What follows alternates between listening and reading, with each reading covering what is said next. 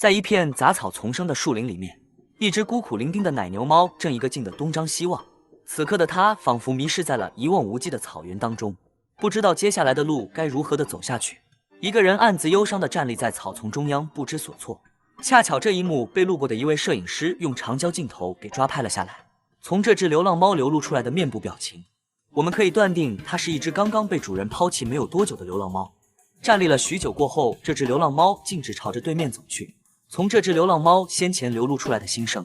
小编断定在这只流浪猫不断徘徊的地方，正是它主人经常带它来游玩的地方。没过多久的时间，它就来到了一片空地当中。这一站似乎又是好长一段时间。从它忧愁善感的眼神当中，小编能够猜测到，它多么希望自己的主人能够再一次出现在它的面前，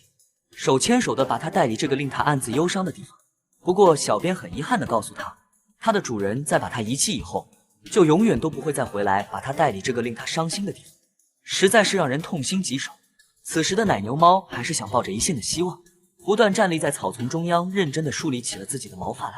它这么做的目的也是显而易见，就是为了在主人出现的那一刻能够看到它完美的一面，还时不时趴在地上认真仔细地舔着自己的爪子，让人看了都非常同情这只流浪猫的遭遇。看着流浪猫那可怜又无助的背影，此刻小编也希望这只流浪猫能够找到一个更好的归宿。